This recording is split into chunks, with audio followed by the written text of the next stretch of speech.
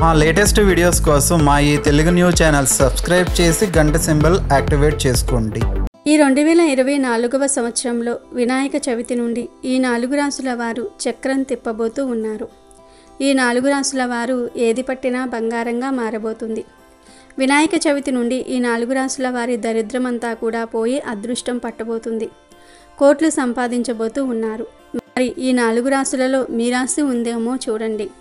హిందూ మత విశ్వాసాల ప్రకారం ఏదైనా శుభకార్యం చేయాలన్నా, కొత్త పనిని ప్రారంభించాలన్నా మనం ముందుగా ఆరాధించేది విఘ్నాలను తొలగించే వినాయకుడిని. వినాయకుని ఆశీస్సులు ఉంటే ఏ రంగంలో అయినా సరే సులభంగా విజయం దక్కుతుందని చాలామంది నమ్ముతూ ఉంటారు. ఎందుకంటే విఘ్నాలను విరిగిపోయేలా చేసేది విఘ్నాధిపతి అయిన వినాయకుడు ఒక్కడే. శివపార్వతుల పెద్ద కుమారుడైన వినాయకుణ్ణి ఆశీస్సులు ఉంటే జీవితంలో ఆరోగ్యము, ఆదాయము, ఐశ్వర్యము పెరుగుతుందని భావిస్తారు. ఈ నేపథ్యంలో ఈ ఏడాది సెప్టెంబర్ 7వ తేదీన శనివారం నాడు వినాయక చవితి ఉత్సవాలను జరుపుకోనున్నారు. ఇదిలా ఉండగా జ్యోతిష్య శాస్త్రం ప్రకారం వినాయకుడు కొన్ని రాసులపై ప్రత్యేక అనుగ్రహం చూపటమే కాదు, వారికి ఎల్లవేళలా అండగా ఉంటూ కష్టాలను తొలగిస్తున్నాడట. దీంతో వారు ఎలాంటి క్లిష్ట పరిస్థితుల్లో అయినా సరే సులభంగా రాణిస్తారట. ఈ సందర్భంగా బొజ్జ గణపయ్యకు అత్యంత ఇష్టమైన రాశి చక్రాలేవో ఇప్పుడు మనం తెలుసుకుందాం. అలాగే ఈ వినాయక చవితి రోజు ఏ రాశి వారు ఏ నైవేద్యం పెట్టాలి, ఏ మంత్రం చదివి పూజించుకోవాలి అనే విషయాలను కూడా ఈ వీడియోలో వివరంగా తెలుసుకుందాం. అంతకన్నా ముందు మా వీడియో నచ్చితే లైక్ చేసి షేర్ చేయండి. అలాగే మా ఛానల్ని కూడా సబ్స్క్రైబ్ చేసుకుని మాకు సపోర్ట్ చేయండి. ఇక వీడియోలోకి వస్తే, దేవదేవుళ్ళు ఎంతమంది ఉన్నా వారిని పూజించాలంటే ముందు విఘ్నాలను తొలగించే వినాయకుడిని పూజించాలి. సర్వ విఘ్నాలను తొలగించే వినాయకుడి జన్మదినం వినాయక చవితి. ఇప్పటికే వినాయకుడి ప్రతిష్ఠించేందుకు ఊరు వాడ పందిళ్ళు ఏర్పాటు చేస్తూ ఉన్నారు. చిన్న పెద్దలంతా కూడా గణపతి పొప్ప బోరియా అంటూ మండపాలు ఏర్పాటు చేస్తూ ఉన్నారు. భాద్రపద శుద్ధ చతుర్థి పర్వదినం సందర్భంగా వినాయకుడికి ఏ రాశి వారు ఏ నైవేద్యం పెట్టాలనే విషయంపై శాస్త్ర పండితులు కొన్ని సూచనలు, సలహాలు ఇస్తూ ఉన్నారు. ఏ రాశి వారు ఏ నైవేద్యం పెట్టాలో కూడా తెలుసుకుందాం. మేషరాశి వారు వినాయకుడికి పూజ చేసే సమయంలో ఈ రాశి వారు బెల్లం, దానిమ్మ, ఎండు ఖర్జూరంతో పాటు లడ్డూలు నైవేద్యంగా పెట్టాలి. అలాగే ఎర్ర గులాబీలతో విఘ్నేశ్వరుణ్ణి పూజించాలి. పూజా సమయంలో మాత్రం ఓం వక్రతుండాయ నమః అనే మంత్రాన్ని జపించాలి. అదేవిధంగా ఈ రాశివారు ఎరుపు రంగు వినాయకుని విగ్రహాన్ని ఇంట్లో ప్రతిష్ఠించి పూజలు నిర్వహిస్తే సర్వశ్రేష్టం. ఇక విగ్రహాన్ని ఎరుపు లేదా సింధూర రంగు వస్త్రాలతో అలంకరించుకోవాలి. వృషభ రాశి వారు వినాయకుణ్ణి తెల్లటి పూలతో పూజించాలి. ఈ సమయంలో విఘ్నేశ్వరుడికి కొబ్బరి లడ్డూలు, మోదకం నైవేద్యంగా సమర్పించాలి. పూజా సమయంలో ఓం హ్రీం గం హ్రీం అనే మంత్రాన్ని 11 లేదా 28 సార్లు జపించాలి. ఈ రాశివారు నీలిరంగు వినాయకుని విగ్రహాన్ని ప్రతిష్ఠించి తెల్లటి వస్త్రాలను అలంకరించుకోవాలి. మిథున రాశివారు వినాయకుడిని దర్భలతో పూజించాలి. ఆ సమయంలో విఘ్నేశ్వరుడికి మూంగ్ లడ్డు, తమలపాకులు, పచ్చి అల్లుకలు, ఆకుపచ్చ పండ్లతో పాటు డ్రై ఫ్రూట్స్ను నైవేద్యంగా సమర్పించాలి. పూజ సమయంలో ఓం శ్రీం గం లక్ష్మీ నారాయణ నమః అనే మంత్రాన్ని జపించాలి. ఈ రాశి వాళ్ళు ఆకుపచ్చ రంగులోని గణేశుణ్ణి పూజించాలి. ఆయనకు ఆకుపచ్చని వస్త్రాలతో అలంకరించాలి. కర్కాటక రాశివారు వినాయకుడిని గులాబీలతో పూజించాలి. పూజ సమయంలో బియ్యం పాయసము, వెన్న, మోదకము నైవేద్యంగా సమర్పించాలి. ఓం ఏకదంతాయ హుం నమః అనే మంత్రాన్ని పఠించాలి. ఈ రాశి వారు తెల్లటి రంగు వినాయకుడి విగ్రహాన్ని ప్రతిష్ఠించి గులాబీ రంగు వస్త్రాలతో అలంకరించుకోవాలి. సింహరాశి వారు వినాయకుడిని గన్నేరు పూలతో పూజించాలి. పూజ సమయంలో స్వామివారికి బెల్లం లేదా బెల్లంతో తయారు చేసిన మిఠాయిలతో పాటు ఎండు ఖర్జూరాలను కూడా నైవేద్యంగా సమర్పించాలి. ఓం శ్రీం గం సౌభాగ్య గణపతియే వర వరదం సర్వజనం మే వసమానాయ స్వాహ అనే మంత్రాన్ని పఠించాల్సి ఉంది. ఈ రాశివారు ఎరుపు రంగు వినాయకుడి విగ్రహాన్ని ప్రతిష్ఠించి ఎర్రని వస్త్రాలతో స్వామివారిని పూజించాలి. ఇక కన్యారాశివారు వినాయకుడిని దర్భలతో పూజించాలి. పూజలో స్వామివారికి ఆకుపచ్చ రంగు పండ్లు, లడ్డూలు, తమలపాకులు, పచ్చి యాలుకలు, ఎండు ద్రాక్ష డ్రై ఫ్రూట్స్ నైవేద్యంగా సమర్పించాలి. ఓం గం గణపతియే నమః, ఓం శ్రీం శ్రీయ నమః అనే మంత్రాలు పఠించాలి. ఆకుపచ్చని వినాయకుడి విగ్రహాన్ని ప్రతిష్ఠించి ఆకుపచ్చని వస్త్రాలతో అలంకరించుకోవాలి. తులారాశివారు వినాయకుడిని తెలుపు రంగు పూలతో పూజించాలి. గణపతికి లడ్డూలు, అరటిపండ్లు, పరిమళం, నెయ్యి నైవేద్యంగా సమర్పించాలి. ఓం హ్రీం గ్రీం హీం విఘ్నేశ్వరాయ నమః అనే మంత్రాన్ని జపించాలి.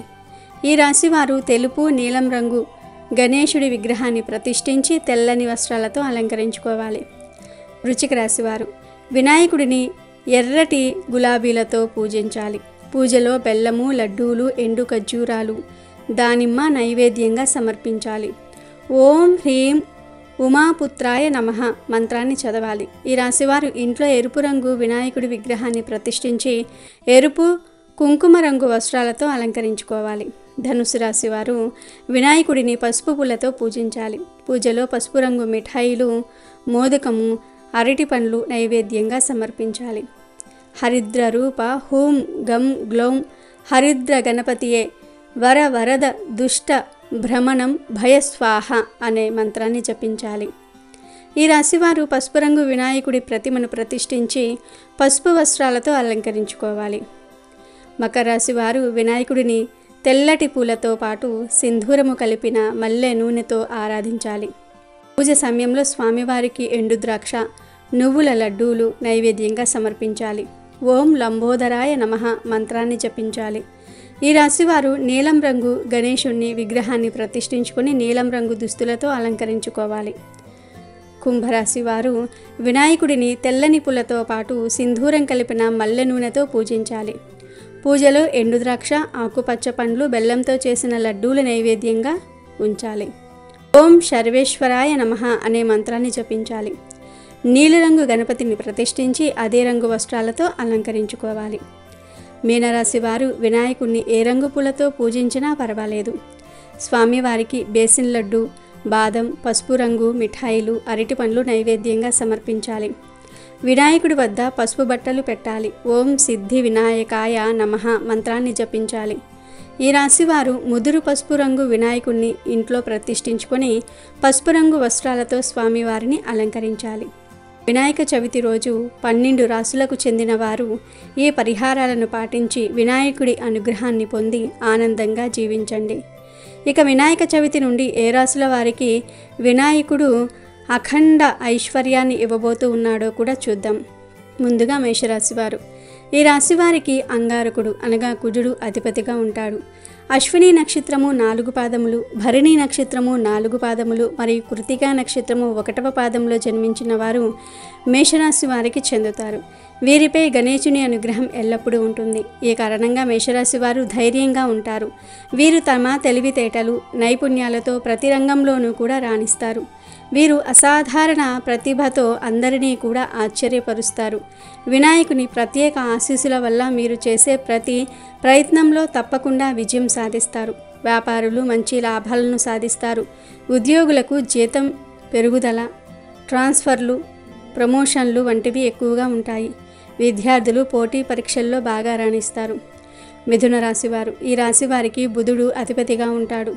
మృగశిర 3-4 పాదములు, ఆరుద్ర 1-2-3-4 పాదములు మరియు పునర్వసు 1-2-3 పాదములలో జన్మించిన వారు మిథున రాశికి చెందుతారు. మిథున రాశి వారికి వినాయకుడి అనుగ్రహం ఎల్లప్పుడూ ఉంటుంది. మీ వ్యక్తిగత జాతకంలో బుధుడి స్థానం బలహీనంగా ఉన్న సమయంలో గణపతిని పూజించటం ప్రారంభించాలి. గణపతి దేవుడి అనుగ్రహంతో ఈ రాశి వారికి సమాజంలో మంచి గౌరవం లభిస్తుంది. ఈ కాలంలో మీరు కష్టానికి తగిన ఫలితాలను పొందుతారు. మీ ఆదాయం కూడా పెరుగుతుంది. కన్యారాశి. కన్యారాశికి అధిపతి బుధుడు. ఉత్తర పాల్గొని 2-3-4 పాదాలు, హస్త 1-2-3-4 పాదాలు మరియు చిత్త 1-2 పాదాలలో జన్మించిన వారు కన్యారాశికి చెందుతారు. ఈ రాశివారు ఎల్లప్పుడూ బొజ్జగణపయ్య ఆశీస్సులతో అన్ని రంగాల్లో రాణిస్తారు. కన్యారాశి వారికి బుధగ్రహం అధిపతిగా ఉండటం వల్ల వీరు ఎక్కువ తెలివితేటలను కలిగి ఉంటారు. అంతేకాదు వీరు విద్య, వ్యాపార రంగాల్లో ఎంతో మెరుగ్గా రాణిస్తారు. వీరు తమ జీవితంలో కింది స్థాయి నుంచి ఉన్నత శిఖరాలకు చేరుకుంటారు. మకర రాశి. ఈ రాశి వారికి శనిదేవుడు అతిపెదిగా ఉంటాడు. ఉత్తరాషాఢ 2, 3, 4 పాదాలు, శ్రవణ 1, 2, 3, 4 పాదాలు మరియు ధనిష్ట 1, 2 పాదాలలో జన్మించిన వారు మకర రాశికి చెందుతారు. శనిదేవుడు వీరికి అధిపతిగా ఉంటాడు కాబట్టి వీరు చాలా కష్టపడి పనిచేసే మనస్తత్వం కలిగి ఉంటారు. వీరు వినాయకుడి అనుగ్రహం వల్ల అన్ని రంగాల్లో రాణిస్తారు. ఎలాంటి కష్ట సమయంలో అయినా సరే ప్రతి ఒక్క సమస్యకు పరిష్కారం కనుగొనే ప్రయత్నం చేస్తారు. ఈ రాశివారు వినాయకుడి ఆశీస్సులతో వ్యాపారము, విద్యా రంగాల్లో తమకంటూ ప్రత్యేక గుర్తింపు తెచ్చుకుంటూ ఉంటారు. వీడియో నచ్చితే లైక్ చేయండి, షేర్ చేయండి, బట్ సబ్స్క్రైబ్ చేసుకోవడం మర్చిపోవద్దు.